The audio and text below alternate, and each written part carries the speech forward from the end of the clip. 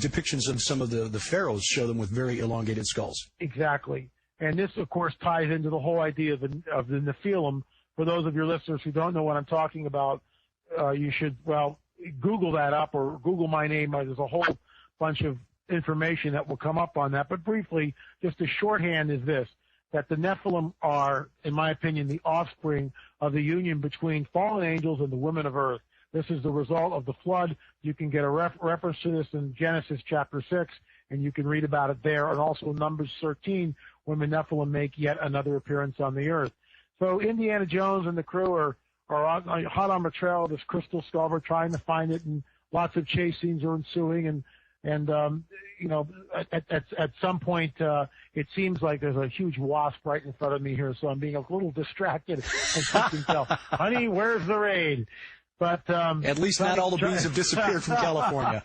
There you go. Yeah. Trying to get there we go. He's out the window almost. Anyway, trying to get back on point here. They wind up in this very secret ancient ruin of a Mayan temple. A couple of things that the viewers need to know, and your listeners need to know. One, the Mayan religion is all but extinct. Yes, there are somewhat practitioners of that. As I've had a dialogue opened up with a modern-day Mayan priest, supposedly. And but for the most part, the temples that were created by the Mayans are not in use anymore. And so for the purposes of our discussion, we'll call it an extinct religion. It no longer really exists. Certainly, if you say something negative about it, it's not like the backlash that you have with the B'nai B'rith or just whatever organization, the Catholic Defamation League. I mean, you're not going to get that. I don't believe the Mayans, have an apologist group for them. All that aside, all that being said, I should say, we see that Indiana and the crew are in the secret temple, and they take the skull, this crystal skull, and they place it. They're in some sort of an inner sanctum, and in this inner sanctum are 13 skeletons. And on top of each skeleton is an elongated crystal skull. So when the bad guys place the crystal skull on the skeleton, something begins to happen. The vibration happens, and there's a whirling sound in the room, and these skeletons somehow compress into one. And when they finally do that, it's interesting in Numbers 13, by the way, very occultish number, which leads into Friday the 13th, which is when the Templars were rounded up and killed and tortured in France. But that's another story. But these skulls merge into one body, and what we see in front of us is, hold your breath, the extraterrestrial. And it's not a gray.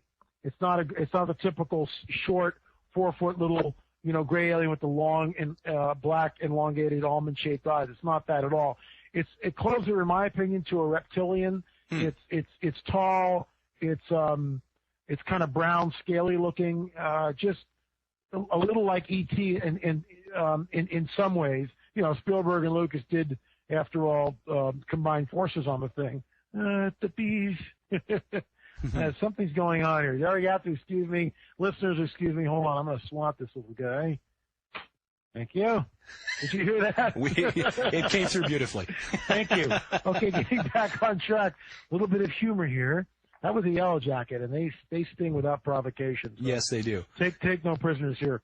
The bottom line is that, and this is why, I'm watching all this and kind of going, what are they really trying to say? Or what's the underlying message? What's the worldview? What paradigm am I looking at here? Is an operation. And so the very last scene, and I have to give away the end of the movie. Sorry, folks, if, turn off the dial if you don't want to hear it. But the end of the movie is they have the shot of this huge Mayan temple, and from underneath this Mayan temple that has been buried literally for millennia, is this huge mothership, huge UFO, huge mothership, which then begins to surface, and the Mayan temple crumbles, and everything's swirling and whirling around as this cyclonic wind is emanating from the saucers. It begins to take off, and Indiana and the heroes are looking at this thing, and we watch this huge mothership fly off into the sky and then disappear. Indiana goes, wow, did it go into outer space? And his sagacious mentor says, no, Indiana, it's interdimensional. So here you have, let me just run it by. This is why I take great umbrage in this. Basically what they are saying, and most people will miss this unless they are under, the subtitle of my book is The Coming Great Deception of a Luciferian Endgame. So I've written about this. I mean, I'm on board with this whole alien deception thing right from day one. And this is the Alien Gospel 101, and it's being served up in an Indiana Jones movie. Call me paranoid, but there it is. And it's simply this, that the aliens, the UFO people, created the Mayan religion, that they were the gods that the Mayan worshipped. And in the movie, because they allude to Egypt, it's one short stone's throw away from saying that the ancient cultures, including, I'm not making this stuff up, the ancient Jewish religion were in fact nothing more but extraterrestrials posing as these ancient star gods. Now, you would say, Lynn, that's really, really far out and far-fetched. What do you have to back that up with? And I would turn to my book, Politics, Prophecy, and the Supernatural, where a Presbyterian minister by the name of Barry Downing cites, and this is a quote from my book, and it's quoting from Downing's book, The Bible and Flying Saucers. And I'm going to read from my book now. I quote this from Politics, Prophecy, and the Supernatural, page 214. I quote from Downing's writings because he is discussing the ascension of Jesus. He is equating it to direct intervention from a UFO. Here is what Downing says. But I very much suspect that the ascension cloud was the same UFO which led the Israelites through the Red Sea, gave Moses the commandments, carried Elijah to heaven, descended like a dove at the baptism of Jesus, perhaps carried away bodily at the ascension. This was probably the same cloud which brought two men to meet Jesus at the Mount of Transfiguration, and probably the same type of UFO which brought angels to the shepherds at Christmas. So you can see that this Presbyterian minister who's written the book, The Bible and Flying Saucers, believes he's already on board with the alien gospel, and in fact he's promulgating the alien gospel, which is, once again, that aliens, so-called extraterrestrials, were all progenitors, that the extraterrestrial created the world's earliest religions, including, as Mr. Spielberg and Lucas tell us, the Mayan religion, or perhaps even the Egyptian religion. So I take great umbrage with this, and in my opinion, what we've witnessed is the beginning. It's sort of like the early salvos of the great deception which is coming on the planet, which will fool most everyone. Now, Lynn, why would it matter? I mean, this is a movie that was produced for entertainment, and everyone who goes to the film is aware that this is a work of fiction. So what's the harm in presenting this kind of an idea in that format?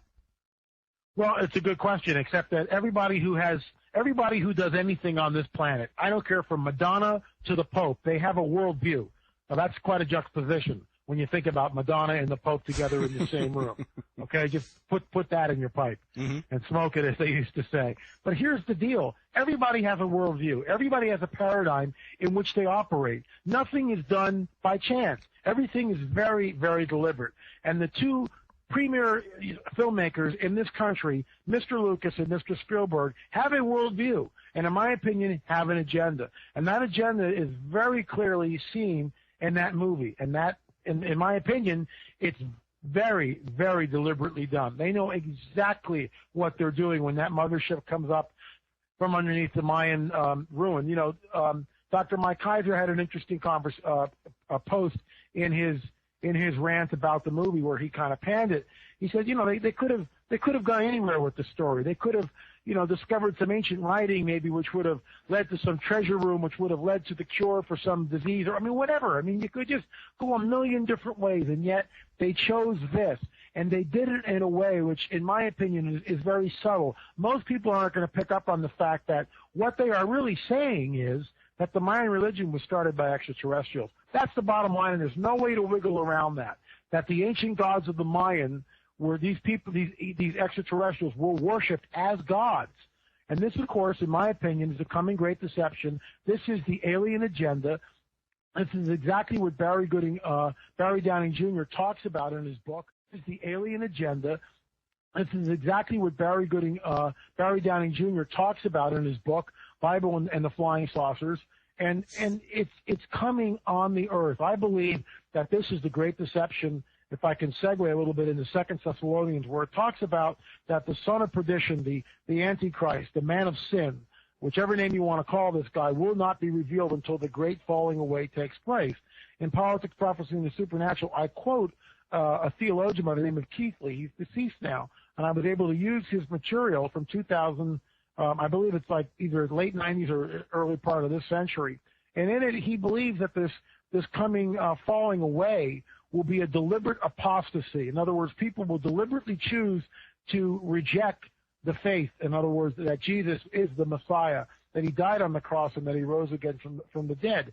And when you take that one scripture and you combine it with other parts of prophecy, specifically in Revelation, where it talks about a one-world religious system and a one-world government, both of those ideas and those concepts beg the question, if we're going to have a one-world religious system, how the heck are you going to get 1.2 billion Muslims who believe so adamantly in their cause to convert, to change, unless you have some sort of a mind-bending world event which would shatter everyone's worldview? And as we see in the Indiana Jones movie, Crystal Skull, that type of an event, even though the characters are fiction, obviously Indiana and you know his and all his cohorts in the movie, they're completely mesmerized by what happens.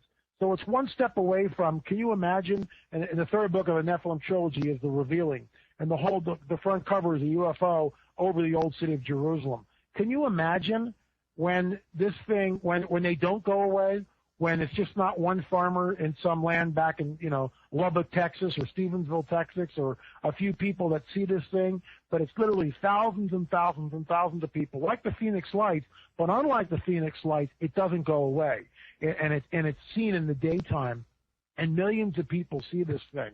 And at this point in time, this would cause, in my opinion, the great falling away that 2 Thessalonians discusses and talks about. Now, how will this be exploited, do you think, and who is going to exploit this future event, and to what end? I mean, how do you see this great deception shaping up?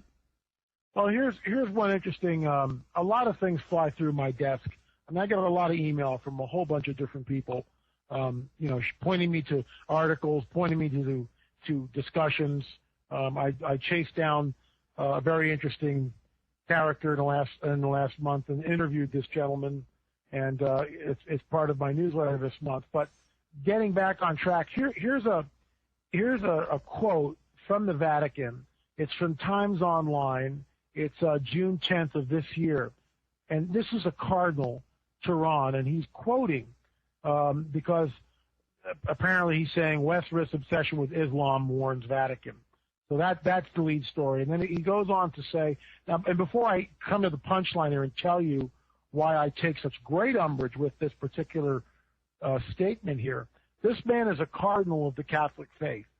And one would imagine that someone attaining the rank of a cardinal, even though I don't believe in that particular priesthood and that hierarchy, and I don't think it's biblical at all, for the sake of this discussion, let's say that I'm on board with it. You would assume that someone who would attain the rank of a cardinal, and there's only a few hundred of them, by the way, on the planet at any one time. It's not like these guys are, you know, running all over the place. They're rare, very rare, and it's a high honor to become a cardinal. One would assume that they would be steeped in theology, and I'm not talking about dry theology. They would be able to handle the Word of God in such a way that would be incredible erudition on their part. They would be able to look and understand the way prophecy fits the prophecies concerning the Messiah and Jesus and the blood at the cross and Calvary. They would be able to just talk about and espouse their beliefs on a myriad of topics concerning the Bible and Jesus and the second coming and the first coming and all, you know, everything that you would expect someone that would travel in this and spend their whole lifetime studying and learning and being led by the Spirit of God into truth after truth and revelation after revelation. This is all that to say, to build up to this ridiculous comment by this cardinal, with all due respect to the man. And he replies, yes, people are obsessed by Islam. For example, I'm going to India next month, and I want to give this message that all religions are equal. Sometimes there are priorities because of particular situations, but we mustn't get the impression there are first-class religions and second-class religions. So I'm not making this stuff up. You can go online, you know, take that, Google the article, West risks obsession with Islam warns Vatican. It's from the Times Online. And this Cardinal Turan, says that all religions are equal. Well, for someone of a man of the cloth like that, and to be elevated to a cardinal, you would assume that that's not what would come from this man's mouth. You would assume that anything but. You would assume that he would say that, and echo the words of Jesus' own words, that no man comes to me and goes to the Father except through me, period. I mean, you would expect that that's what you would hear. Instead, you get all religions are equal. Are we being set up for something? Does this guy know something that the average person doesn't? Has he been kind of brought into the inner circle of what is coming on the planet, which I believe is the full revealing of this extraterrestrial craft? Why has Britain revealed their UFO files? Why has France? Why in the United States, just in the last 6 or 7 months, has the media almost every week now begun to run stories about UFOs? What is happening? What is going on? And from my point of view, I believe this is the coming great deception, that when they finally pull the trigger, which I believe which will come after the Ezekiel 38-39 war in Israel, which we see, that's just a whole topic we can get into if you want, but we see the vitriol and the saber rattling, including Ahmadinejad today talking about Israel is soon going to be destroyed. That's all the guy ever talks about. Mm-hmm. It's all he wants to do is destroy Israel, which again ties into this ancient biblical prophecy, Ezekiel 38-39, possibly Isaiah 17, which talks about the destruction of Damascus. And so let's just say, for the sake of our discussion, Derek, that certain people have been brought in to a so-called inner circle. They now know that we have been visited, that the extraterrestrial presence has been here for literally thousands of years, let's say. And they realize that the revealing is going to happen soon, fairly soon. Would they, in fact, by saying a statement like this, and here's where I'm going with this thing, and this is all conjecture. I'll admit it's conjecture, but it's conjecture based on my, almost 30 years of research on the subject, and continuing with the subject on a daily basis. He says that all religions are equal. Well, if this cardinal believes, as Downing believes, Barry Downing, who I quoted from my book, mm-hmm. that E.T. is responsible for all the miracles of both the Old and New Testament. If he believes that, right, if he's on board just like Downing is, just like going back to our Crystal Skull segment, where it's basically saying that E.T. started the Mayan religion, is he in fact saying that all religions are equal because they were all started by the extraterrestrial, which I believe that's the paradigm which he's operating under. Now, I can't prove that, and I've tried to get a hold of the man, but there's just layers and layers, concentric rings around these guys. You just can't get a hold of them. You just can't shoot them an email. No. So that's my theory. And it wouldn't be all that different from what Zechariah Sitchin and Eric von Daniken have been proposing for years, that we are descended from extraterrestrials who seeded the planet. But interesting, though, at the end of Indiana Jones and the Kingdom of the Crystal Skull, that they say, no, they're not going to outer space. These are transdimensional. In other words, interdimensional. In other words, they're coming from inner space or sideways space or something, as though they've always been with us, which fits the research of guys like Jacques Vallée, who's not a Christian, but an experienced ufologist and researcher, who said these things appear to behave, these things, UFOs, appear to behave more like things moving in between dimensions than things that are violating the known laws of physics. Now the Vatican has also gone out of its way, not the Vatican, but representatives of the Roman Catholic Church have in recent months said, if we were to discover life on other planets, or if we were to discover that there was intelligent life out there, that would not necessarily mean that the Bible is untrue, and these space brothers might, in fact, be Christians too. Are we seeing other statements like that coming from other denominations? Is the Roman Catholic Church sort of taking the lead on this? Well, that I don't know, but I do know this, that the Roman Catholic Church, you can say what you want, but when the Pope goes someplace, it's huge. It's like he comes to the United States, and it's like all the networks cover this thing. It's like somehow this is the real deal, and it's just, I sat there and prayed, and I said, what do you think about this, Lord? And I realize that some of your listeners who hear my answer, will take offense with it. But I think God is grieved, and I'll tell you why. A bunch of men running around who are celibate, which is first of all, in my opinion, not biblical. Second of all, the whole hierarchy of the Catholic Church is completely man-made. None of it is biblical in any way, shape, or form. They have obfuscated the truth, the simple truth and the message of the gospel so much that the common man has no idea of what being spirit-led or born again by the living spirit of the living God means, that they're more interested in robes and ceremony and I don't want a Catholic bash here because there's some Protestant denominations that do exactly the same thing. What's the difference? Mm-hmm. You know, I mean, anything that gets in the way, anything that elevates itself above the simple message that you can be free. It says in the Word that, I'm preaching here a little bit, that if Christ sets you free, if the Son sets you free, you are free indeed. And that happens when a person is connected spiritually talk about interdimension. When that Spirit of the living God comes upon and then dwells within that person, life begins to change and begins to change dramatically. And that's the experience that the early church experienced, certainly the early apostles and the believers.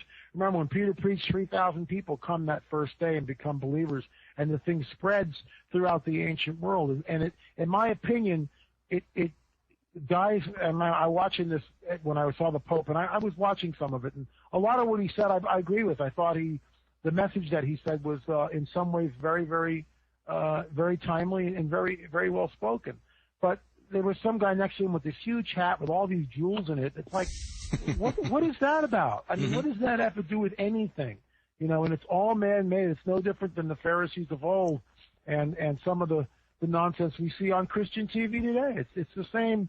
It obfuscates the simple message of the gospel. I just want to say one more thing on that, and because I don't know really each person that listens to your, downloads the podcast and checks this stuff out. But I will say this, and I say this constantly to try to make it as clear as possible.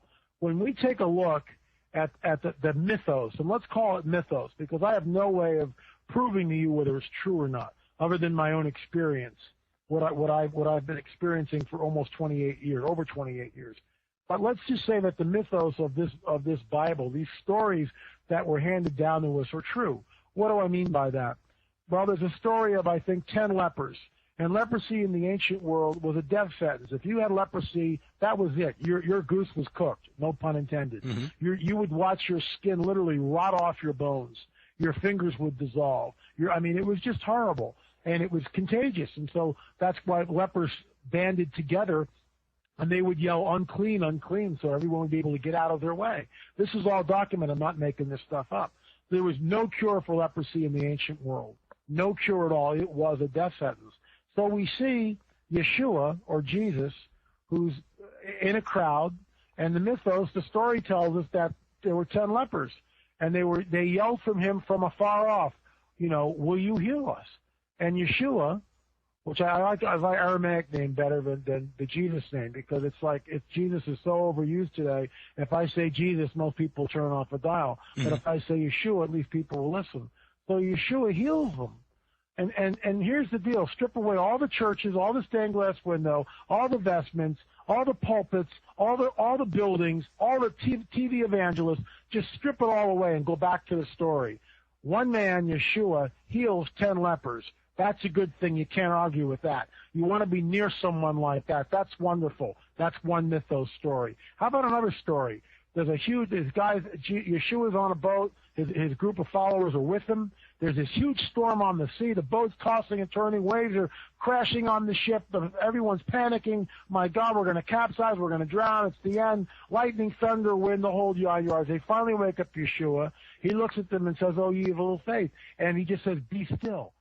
Hold yours. They finally wake up Yeshua. He looks at them and says, "Oh, ye of little faith." And he just says, "Be still." 2 words, be still. And all of a sudden, and not slowly, apparently, when you read the text. Mm-hmm. Not slowly. It's just like whoosh. It's like the switch is just turned off and there's zero after effect. It's like, it's not this slow, okay, now it's 50 miles an hour. Now it's 40 mile an hour winds, 20. It's just like whoosh. The whole thing just stops. And immediately it says the lake was calm. I mean, that's unbelievable. You can't argue with that. If the mythos is true, that's a great thing. One more story, quick story. Yeshua is teaching. There's about 5,000 men. So with women and children, there could have been as many as 15 or 20,000 people in this throng. But they're in sort of a remote place because they followed him out to this remote place, and it's now growing late in the day, and they've had nothing to eat and drink. So the disciples are kind of freaked out. What do we do? How do we make this thing work? And Yeshua says, what have you got? And they say, well, we've got some loaves and fishes, which is certainly not enough. They got a couple of fish and a couple of loaves, not enough to feed 10 people, let alone 20,000 people. A crowd the size of a small town, right? Exactly, 20,000 people. And Yeshua blesses the food, and they divide it, and they feed the let's say for our purposes, 15 to 20,000 people, and have baskets of food left over. You can't argue with that stuff. It's all good. He was all good all the time. The guy was just amazing. I believe he was a God-man, and I believe he was the Messiah, which is, and so, getting back on point here, I would direct your listeners and the people to look at that mythos, to explore that a little bit, and to see for yourself if some of this is true. Because if it is, and I believe it is, then this is our hope. And because I believe in the mythos, to get back on point and on track here, because I believe in that, I believe that these stories, that this one world religious system, that E.T. somehow, like this guy Downing believes, was responsible for all the miracles that Yeshua did, completely strip him, Yeshua, of any deity or any claim of deity. And cults will always do the same thing. They deny the work of the cross, and they deny the deity of Yeshua or Jesus. They always do one of two things, and this is exactly what's happening. And furthermore, the reason why I believe the mythos of the Bible is because of the prophetic thread, which is all through all those books, and which to me are being fulfilled in this time that we live in. But they also beg the question, who is writing this stuff, and how is it so accurate? Way more accurate than the fuzziness and the quatrains of Nostradamus or Hopi Indian prophecies, and certainly Jean Dixon and those of her ilk. Mm-hmm. The prophecy and these scriptures are so right on, are so specific, that they defy an answer as to how they got there, except that there is someone that dwells outside our space-time continuum. He did send his son, which was Yeshua or Jesus. He is benevolent. He is good. And he's going to come back at the end of this huge battle, which we're gearing up for, which some people call Armageddon. And thank you for letting me rant. Not at all, not at all. When I get started, it's tough to get me stopped, too. So just stand out of the way and let you roll. And well spoken and well said. You raised an interesting point earlier that I think needs to be addressed, because it's something that I find a little bit of a stumbling block in, and I believe it's going to happen, because as I look back through prophecy, as you have, Lynn, I see that there are some things that just can't be denied, like Daniel nailing the appearance of Jesus on the scene, to the day. Exactly. Right. And even skeptics who say, well, the book of Daniel wasn't written by Daniel, have to admit that the book, at the very least, was attested as being in existence a couple hundred years before the birth of Christ. So whoever wrote it, if it was Daniel or someone writing in Daniel's name, still nailed the appearance of Jesus to the day. So anyway, I find that compelling, as well as the actions of the apostles afterward, especially James and Jude, and those who the apostle John said Jesus' brothers didn't believe in him while he was alive. Okay. Good stuff. So I take the prophecies of things to come seriously, and the one world religion is one that plays a central role in the last days, the end times. But as you pointed out, that means you're going to have to get all of these disparate religions together on the same page, and most of them are mutually exclusive. Christians say there is no, Christians say, okay, there is no other way to the Father except through Jesus Christ. Muslims say Allah had no son. How do you get them together under this one world mystery religion? Well, I think the way to do that, and I write about this in Politics, Prophecy, and the Supernatural, and I realize that this might sound incredibly bizarre, but again, when you have a movie like the Crystal Skulls, which are basically telling us that E.T. seeded us here, panspermia, and were responsible for the Earth's earliest religion, and as I quoted once again to bring up our friend Downing, so I'm not pulling rabbits out of my hat, I'm quoting Downing from his own book. So he already believes on board with the alien gospel. If you have a series of events in the Middle East, which I believe we're gearing up to, which is the fulfillment, I mentioned this earlier, of Ezekiel 38:39 prophecy. And I realize that some people say, well, it's not going to happen now, and And you can disagree. That's your prerogative. But I'm entitled to my opinion, and I believe that we're looking at the augmentation of the Ezekiel 38-39 war. It will be with Magog, which is Russia, and Iran, which is Persia, the first and second nations listed very specifically from that Ezekiel 38 prophecy. We see that Iran is certainly in bed with the Ruskies, no doubt about it. They are their benefactors. Russia has said as late as last week, rather, that if you do not touch Iran because you're going to be messing with us. I'm paraphrasing, but that's essentially what the Russians are saying. And we know that the Russians are equipping them. And then we know the whole Hezbollah Syrian connection comes through Iran. I mean, there's just no doubt about this. They are gearing up for this war. Israel, as of last week or 2 weeks ago, created war games, and they flew over 100 planes, F-15s and 16s, sorties up to Greece in mock attack formations with helicopters refueling on the way. Well, the distance between Israel and Greece is about the same distance as Israel to the sites in Iran where the Iranians are building their nuclear sites. So is this a war games in practice of a preemptive strike by the Israelis? They know that they've got about a year before Iran gets the bomb. In my opinion, we're going to see it sooner than later. All that to say, this war is going to happen. And I believe that at the end of the Ezekiel 38-39 war, the Israelis will use what they call their Samson option. And the Samson option, just like the story in the Bible, Samson brings the whole house down upon himself. And the Israelis will realize that they are about to be overrun on all sides by armies that greatly outnumber them. Remember, there's only 8 million Israelis in all of Israel. They are surrounded by millions and millions of hostile neighbors on all sides now. And they will use their neutron bomb, their nuclear arsenal. When they do that, and this is conjecture, this is a scenario on my part. I'm not saying this is what's going to happen. I'm saying this is a scenario, but it's one I believe that's well thought out.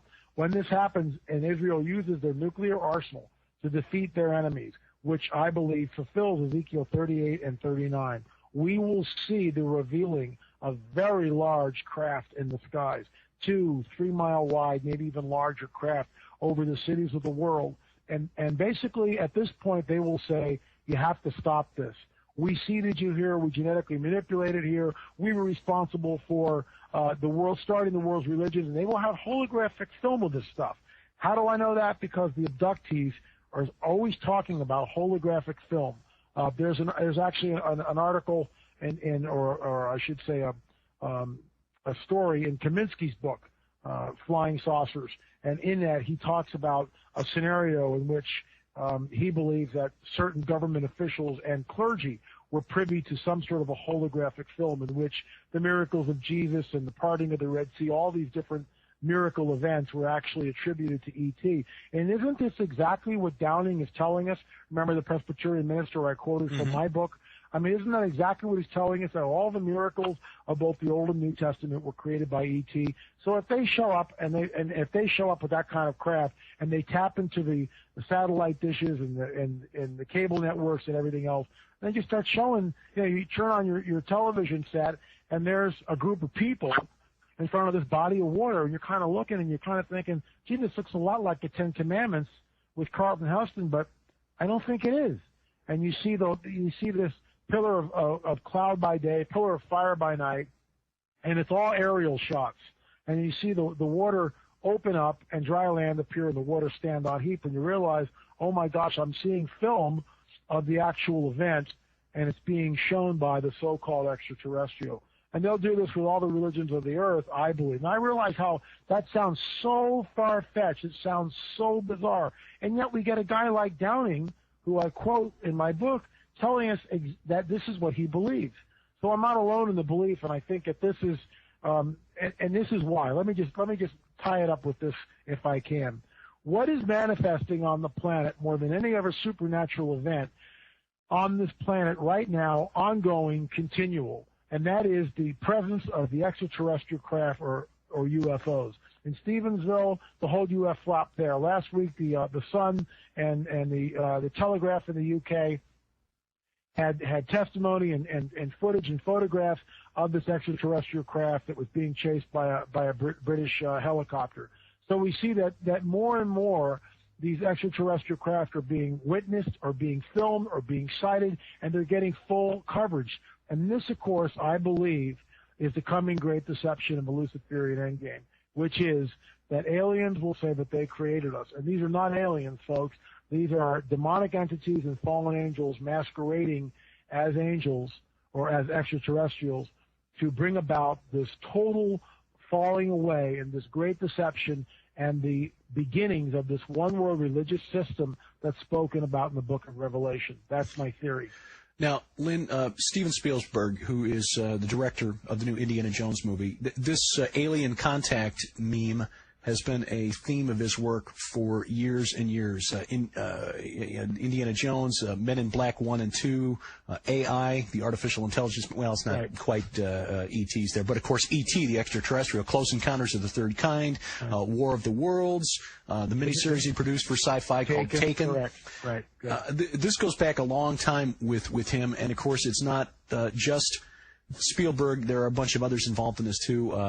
Interesting spin on this with the Arthur C. Clarke work, 2001 and 2010, which interestingly we're getting ready to see the Cassini probe around Saturn here very soon, which was a central theme in 2010.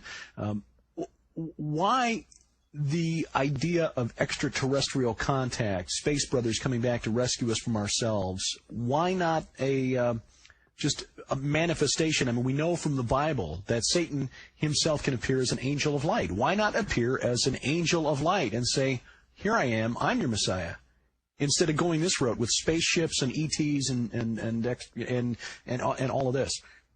Well, I mean, that's a really good question. Is it because they need these ships to somehow move between one dimension and another? Which, I mean, I'm not saying that they need that, but what if they do? What if, for instance, demons, in order to manifest in our dimension, must inhabit something? And we know that when we read, once again, biblical stories, and we read that Jesus comes upon a demon-possessed man, and he asks him, what's your name? He says, Legion, we are many. And he casts them into a herd of pigs. When he casts them out of a man, they go into a herd of pigs. In other words, in order to manifest in this dimension, they need something physical to inhabit, whether it's the body of a man or a woman or an animal, which we see they can inhabit, in fact, a herd of swine, which is what they do. So my theory is that the Greys, which look very much like cloned biological bio-body suits, are in fact manufactured. And I realize that just sounds completely crazy to most people. But then you stop and you think that, gee, in 50 years or 60 years since Watson and Crick discovered the deoxyribonucleic double helix spiral, we've mapped the genome, and now we're beginning to play sort of God by manipulating genes and good genes and bad genes in certain people. I just read something about this one particular child will be born without any chance of breast cancer because they've isolated the gene and were able to, when they artificially inseminated the woman with these, they had taken that gene out of the DNA strand, and now this girl will be born without any type of fear of breast cancer because that gene has been eliminated. So if we can do it, why can't Lucifer, who's been around for literally who knows how long, thousands and thousands of years, and in my opinion is a demented genius and is also a super scientist. So he's got a conundrum. He's got the disembodied spirits of a Nephilim from the flood that can't manifest in this space-time continuum, but are earthbound. And he needs them to manifest. So how does he make them manifest? He creates these biological suits. Interestingly enough, and I got this from Strieber's account in Communion, when he's on board the ship and he opens up this large drawer type thing, and in it he sees these like suits. They look just like Greys, but they're not moving. And he can't figure it out. And I just went, oh my, they look just like Greys, but they're not moving. And he can't figure it out. And I just went, oh my gosh, what if, they're some sort of an interface. They allow the interface between the demonic spirit and this so-called suit, which allows them to manifest in this dimension, which would account for a whole lot of the jerky motions, the fact that they're all clone-like, look all alike, and the fact that they're also indispensable at that point, or dispensable at that point. Who cares? Because it's just a suit that we created. All that's conjecture, can't prove it, but it certainly has some interesting implications, and it's certainly a workable theory. So to get back on point here, the enemy wants to be worshipped. And so if he comes as an angel of light, like Derek, like you're proposing, most people are going to go, well, he's not God, he's just an angel of light. Even if he masquerades, let's say, as Jesus, and kind of creates like a second coming, you're going to have a lot of skeptics there, in my opinion. But if he comes and he says something like this, that we seated you here, which goes very well with Darwinism, by the way. It's sure. A slight little rabbit trail. If you've not seen the movie Expelled, highly recommend it. There's a scene at the end of the movie when Ben Stein is talking to Richard Dawkins, and Dawkins is the premier atheist on the planet, defended, vigorously his position. And so Stein asks Dawkins at the very end of the movie, well, if life, where did life come from? Where did the cell come from? Of course, Dawkins has no answer, so he says this, which I about fell out of my chair. He goes, well, maybe millions of years ago in some galaxy far away. And you can see Stein's face. Stein's looking at him. What an intellectually bankrupt argument. In other words, what Dawkins is saying is the whole idea of panspermia, that there was life was seeded through the galaxy from some other galaxy that it exploded or whatever, and here we are, which is exactly what the Mars rover is going to find. They found water, and they're going to find life, and wow, we're all seeded here from something. It's all part of the same deal. Everything is moved and calculated to move us away from the belief that somehow the Genesis account of creation, ex nihilo, when God made man from nothing, from the dust of the earth, and breathed life into him. And I believe that. And I know that, you'd say that sounds so far-fetched in science fiction. Is it really? Because when Jesus comes, he destroys, interestingly enough, he destroys the enemy by the breath of his coming.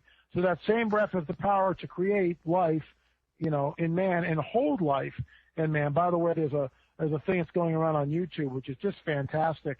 I forget what it's called. Otherwise, laminin.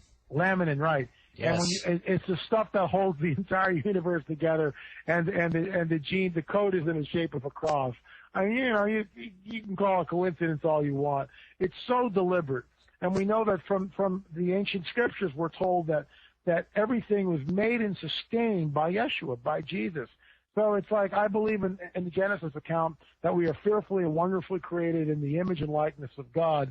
And so when these guys come here and they show up in the discs and they wow us and zow us, because they will, and anybody who's ever seen one of these things is never the same afterwards, because they are so, in the words of Ricky Searle, who was one of the witnesses at Stevensville, they are so overwhelming. When you look at them, you're just overwhelmed. Your mind is blown when you look at one of these things, especially when they flick the lights on. They give you a light show. You just sit there like the 4th of July. Your mouth drops open, according to Ricky Searle, Stevensville UFO witness, up close and personal. All bets are off. You can never go back to living the same type of life. And this is what I believe is the coming great deception of the Luciferian endgame. This will cause a mega shift, which will create this one world religious system and this one world government. And I believe it's going to happen soon. What's